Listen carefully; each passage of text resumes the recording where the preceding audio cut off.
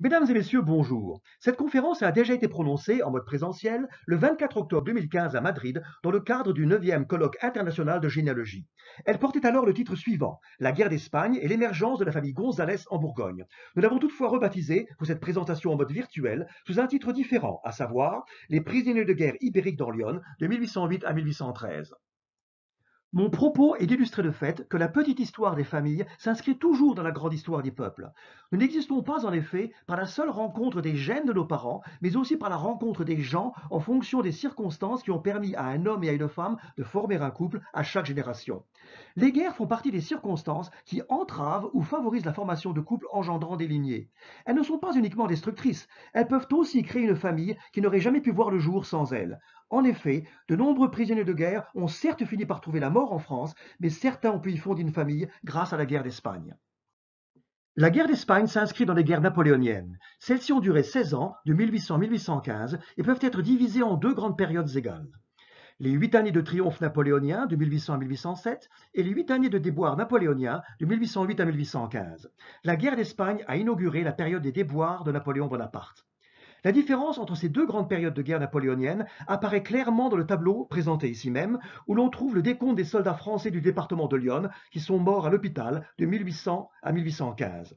En tout, le département de Lyon a déploré la mort de 7006 soldats de 1800 à 1815, à savoir seulement 1976 de 1800 à 1807 pendant la période des triomphes, et jusqu'à 5030 de 1808 à 1815 pendant la période des déboires. La guerre d'Espagne a été très meurtrière. En Espagne, ce sont 887 soldats de Lyon qui sont morts dans les hôpitaux espagnols, contrôlés par les Français, dont 685 de 1808 à 1811 et 199 de 1812 à 1815. Si l'on passe en revue les batailles ayant opposé les armées françaises et espagnoles en Espagne de 1808 à 1811, le bilan des victoires est très largement en faveur des Français.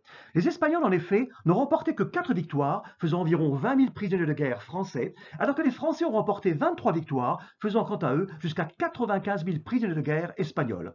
Vous avez ici la liste de toutes ces batailles, indiquant les dates, le nombre des soldats dans les deux camps et le nombre de prisonniers capturés par les vainqueurs. Malgré leurs nombreuses défaites sur le champ de bataille, les Espagnols ont finalement gagné la guerre d'Espagne. Ceci pour deux raisons. Ils ont obtenu l'aide des Britanniques, mais surtout, ils ont adopté la tactique de la guérilla qui sera reprise plus tard par les Russes en 1812. Les Français ont donc capturé 95 000 soldats espagnols en Espagne, qui dans leur quasi-totalité ont été convoyés jusqu'en France pour y être répartis dans la moitié nord du pays.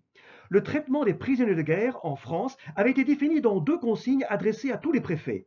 Les consignes du 17 juillet 1794, émises par le Comité de salut public, et les consignes du 8 octobre 1806, émises par le ministre de la Guerre. Les prisonniers de guerre avaient des droits et des devoirs.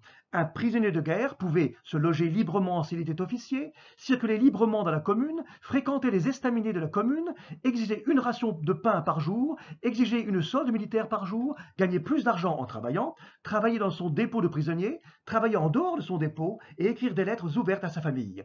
Mais un prisonnier de guerre devait également rester dans sa commune d'accueil, circuler par groupe de 3 au maximum, ne jamais troubler l'ordre public, rentrer au dépôt de prisonnier avant 21 heures en été et rentrer au dépôt avant 18 heures en hiver, se présenter à 3 appels par jour en été et se présenter à 2 appels par jour en hiver, n'assister à aucune réunion politique et arborer la lettre E sur ses deux manches.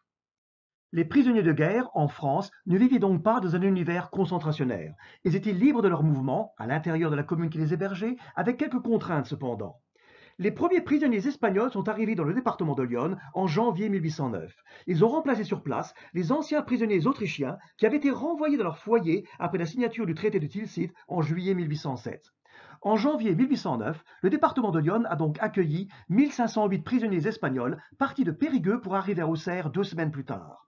Le trajet à pied s'est fait en plein hiver, par étapes de 35 km environ par jour, en passant par Limoges, Châteauroux et Bourges. En avril 1809, la ville d'Auxerre a accueilli encore 1252 prisonniers espagnols, dont 450 environ étaient atteints de la gale et qu'il a donc fallu soigner. Parmi eux, 171 sont entrés au service de la France dans la Légion portugaise et 85 sont morts à Auxerre et ailleurs dans Lyon. Sur les 85 prisonniers espagnols morts dans le département de Lyon en 1809, 79 sont décédés dans la ville d'Auxerre. Le tableau présenté ici même montre la répartition de ces 79 décès de janvier à décembre, tout en révélant l'origine des défunts. On peut en tirer deux enseignements. Tout d'abord, Presque la moitié des prisonniers décédés à Auxerre, à savoir 35, étaient originaires de la Catalogne. Puis, près d'un tiers d'entre eux, à savoir 25, sont morts en février 1809, épuisés par la fatigue du trajet à pied qu'ils avaient parcouru à marche forcée depuis l'Espagne en passant par Périgueux. Les hospitalisations à Auxerre en janvier et février 1809 ont été nombreuses parmi les prisonniers espagnols. La plupart ont toutefois survécu grâce aux efforts déployés par les sœurs hospitalières de l'Hôtel-Dieu d'Auxerre. Parmi tous les survivants, il en est un, Diego Sacasas, qui a voulu remercier les 10 sœurs hospitalières qui l'avaient sauvé en 1809. Le 22 mai 1849, à Barcelone, où il était devenu un riche limonadier, il a légué dans son testament 24 935 francs à l'hôpital civil d'Auxerre, en citant les noms des 10 religieuses du 1809 selon leur ordre hiérarchique de la mère supérieure à la simple novice, à savoir sœur Monique, sœur Julie, sœur Eugénie, sœur Mélanie, sœur Cécile, sœur Marthe, sœur Thérèse, sœur Rose, sœur Perpétue et sœur Élisabeth.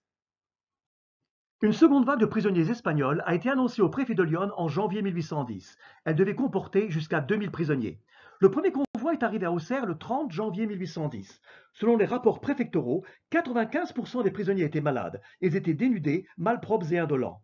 Les autres convois sont arrivés en février. En février 1810, au lieu des 2000 prisonniers annoncés, la ville d'Auxerre n'a accueilli que 759 prisonniers qui se sont ajoutés aux 426 prisonniers espagnols qui étaient restés au dépôt auxerrois.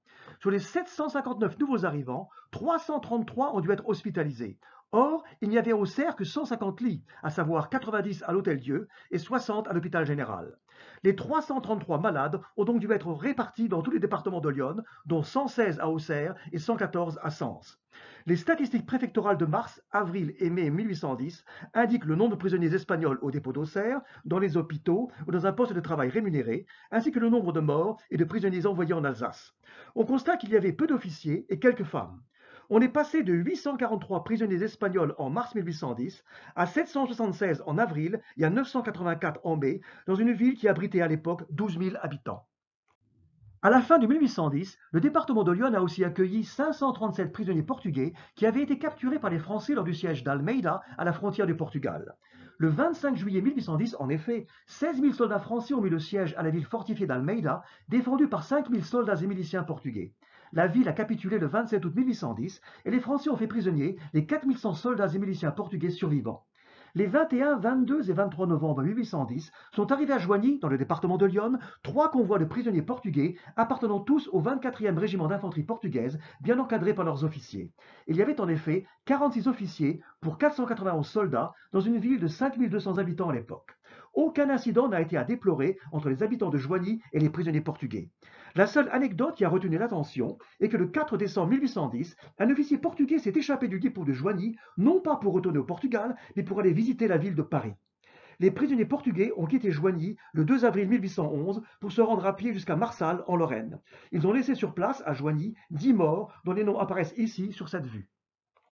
Outre les soldats espagnols et portugais, le département de Lyon a accueilli 18 otages civils espagnols venus essentiellement de l'Aragon et de la Catalogne. Leurs noms et leurs lieux d'origine apparaissent dans le tableau à gauche, ainsi que leurs âges respectifs. Ils avaient quitté la ville d'Angoulême le 1er août 1811 pour arriver à Villeneuve-la-Guyard, dans le nord de Lyon, le 9 août suivant. Ils avaient marché en plein été par étapes de 50 km environ par jour. On les a ensuite répartis dans plusieurs villages du nord de Lyon, à savoir Courlon, Cergines et Pont-sur-Yonne. La ville d'Avallon, dans le sud du département de Lyon, a accueilli elle aussi des prisonniers espagnols. Ils n'étaient que de passage en 1809 et 1810, ainsi qu'en 1813, mais ils étaient internés dans cette ville en 1811 et 1812. De 1809 à 1813, 271 prisonniers espagnols sont morts à Avallon, ville qui abritait à l'époque 5400 habitants. Sur ces 271 prisonniers décédés, 229 sont morts en 1811 et 1812, soit 84% du corpus. On connaît également les régiments espagnols d'origine de 225 prisonniers décédés à Avallon, régiments qui sont présentés dans le tableau ici même. On y dénombre 66 régiments différents, les 7 premiers en vert étant ceux qui ont fourni le plus de prisonniers, à savoir les régiments de Savoie, de Valence, de Catalogne, de Riohuela, de Badajoz, de l'Infant Don Carlos et de Burgos. Pour ce qui est de la ville d'Auxerre, nous avons vu précédemment que 79 prisonniers espagnols étaient morts dans cette ville en 1809. Le tableau qui apparaît à présent vient compléter cette première donnée de 1809, ceci de 1810 à 1813. On y voit le nombre de décès par trimestre pour chacune des 4 années supplémentaires, mais aussi le nombre de décès par province d'origine des prisonniers. On apprend ainsi que 55 prisonniers espagnols sont morts à Auxerre en 1810, 198 en 1811, 271 en 1812 et seulement 67 en 1813. On apprend aussi que 337 prisonniers décédés sur 591, c'est-à-dire 57% du corpus, étaient originaires de Catalogne, du Valencien ou de Castille. Pour résumer, de 1809 à 1813, 670 prisonniers espagnols sont morts à Auxerre et 271 sont décédés à Avallon. Sur les 941 prisonniers morts à Auxerre et à Avallon, 153 ne portaient que 10 noms de famille, à savoir 25 Garcia, 19 Pérez, 18 Martinez, 18 Fernandez, 17 Gómez, 14 López, 12 Rodríguez, 12 Martín, 11 González et 7 Sánchez. Je me suis intéressé plus particulièrement aux 11 González qui sont morts à Auxerre et à Avallon de 1809 à 1813. On voit ici leur nom, leur province d'origine, leur date de décès, leur lieu de décès et leur âge. Le plus jeune avait 18 ans et le plus vieux 41 ans. Fort heureusement, la plupart des prisonniers espagnols ont survécu à leur détention en France et ont pu retourner en Espagne après la chute de Napoléon Bonaparte. Certains, toutefois, sont restés en France pour s'y marier et fonder une famille. Dans le département de l'Yonne, on relève ainsi 20 mariages contractés par d'anciens prisonniers espagnols, ceux-ci de 1811 à 1824. En voici la liste. Parmi tous ces mariés, 4 portaient le nom de famille de González.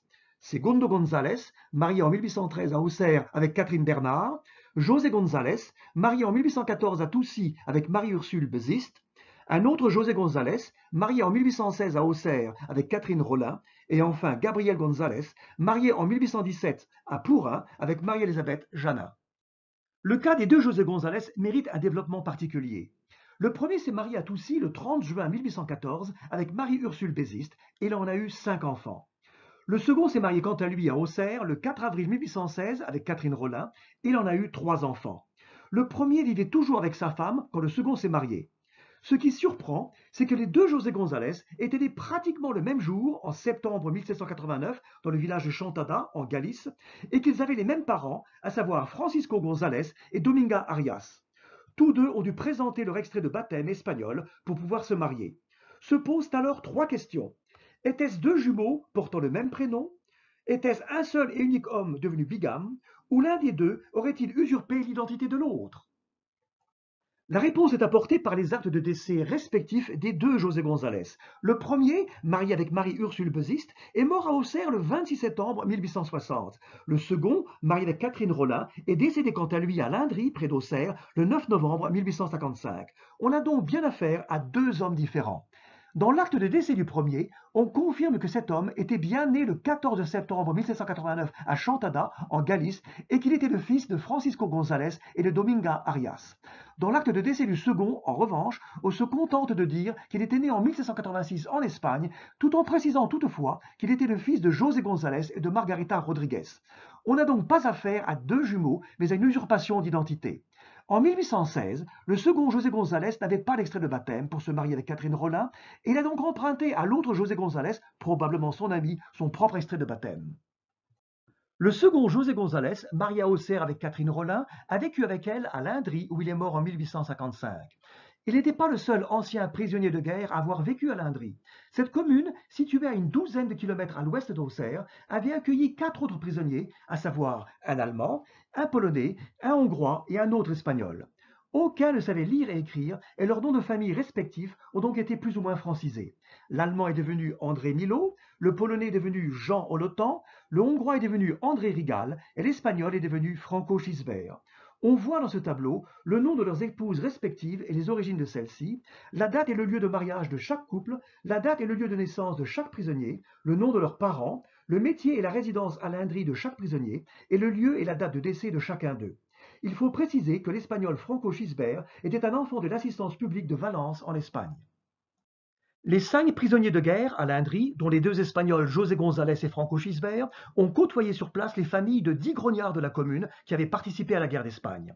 Sur ces 10 grognards, seuls 2 ont survécu aux guerres napoléoniennes. Tout d'abord, Sébastien de Rome, né en 1791 et parti en Espagne en 1812 au sein du 17e régiment d'infanterie légère. Il est mort à Lindry le 1er décembre 1870 après avoir reçu la médaille de Sainte-Hélène. Puis, Louis-Antoine Chabertier, né en 1792, est parti en Espagne en 1812 au sein du même 17e régiment d'infanterie légère. Il est mort à Lindry le 31 mars 1830. Les 8 autres grognards sont morts à l'armée, à savoir 7 en Espagne et le 8e, François Boivin, à Danzig en Prusse, après avoir participé en 1812 à la guerre d'Espagne puis à la campagne de Russie. Sur les 7 grognards de Lindry qui sont morts en Espagne, 6 ont disparu purement et simplement. Ce tableau révèle donc la dureté des combats en Espagne. Les deux grognards Sébastien de Rome et Louis-Antoine Chabertier se sont mariés l'un et l'autre à Lindry en 1816 et 1817 respectivement et ont eu une descendance de la commune. Il en est de même pour les 5 anciens prisonniers de guerre étrangers qui ont fait souche à Lindry. Ceux dont les descendants sont restés le plus longtemps dans cette commune sont l'espagnol José, alias Joseph González, et le polonais Jean Holotan. Joseph González était sans doute originaire de la province espagnole de Galice, et Jean Holotan était natif de la province autrichienne de Galicie. À l'époque, les enfants des étrangers n'étaient pas considérés comme français, même s'ils étaient nés en France. Les 11 enfants de Joseph González, tous nés à Lindry, ont donc tous été considérés comme espagnols. Seules ses filles sont devenues françaises à leur mariage en épousant un Français. Les épouses françaises des garçons sont devenues quant à elles espagnoles. Les 3 enfants de Jean Holotan, nés eux aussi à Lindry, ont été considérés comme polonais ou bien comme autrichiens, puisque la province polonaise de Galicie appartenait alors à l'Autriche. À la génération suivante, les petits-enfants de Joseph González ont été considérés comme espagnols et les petits-enfants de Jean Holotan ont été enregistrés comme polonais ou bien autrichiens. Pour devenir français, Louis Jean-Baptiste González a dû en faire la demande. Il a obtenu la nationalité française en 1896 après avoir accepté de faire son service militaire à l'âge de 43 ans. Le polonais Eugène Holotan, quant à lui, est resté un étranger en France puisqu'il ne voulait pas faire son service militaire. Il n'y avait d'ailleurs qu'une fille qui est devenue française en se mariant. S'il avait eu un garçon, celui-ci, en tant que Polonais autrichien, aurait été interné en 1914 comme ennemi de la France au début de la Première Guerre mondiale, même s'il ne parlait pas un mot d'allemand. En conclusion, les prisonniers de guerre espagnols, au même titre que les prisonniers autrichiens d'origine polonaise, hongroise, autrichienne et autres, ont vu leur destin chamboulé par les guerres napoléoniennes. Beaucoup sont morts en France et n'ont donc pas pu fonder une famille dans leur pays d'origine. D'autres, moins nombreux, sont restés en France pour y fonder une famille autre que celle qu'ils auraient pu avoir dans leur pays. Leur famille française a toutefois été considérée en France comme étrangère sur plusieurs générations de père en fils. La guerre d'Espagne a été particulièrement meurtrière, aussi bien pour les Espagnols que pour les Français. Elle a annoncé la chute de Napoléon Bonaparte. Les guerres napoléoniennes se sont achevées à la bataille de Waterloo, à laquelle a participé Victor Baillot, dont on voit la photo ici même. Celui-ci était né en 1793 à Percé, dans le département de l'Yonne. Il est mort en 1898 à Carizé, dans le même département, à l'âge de 104 ans. Il s'agit du dernier survivant de la bataille de Waterloo, du tout dernier grognard. C'est avec lui que s'achève cette présentation. Je vous remercie pour votre attention.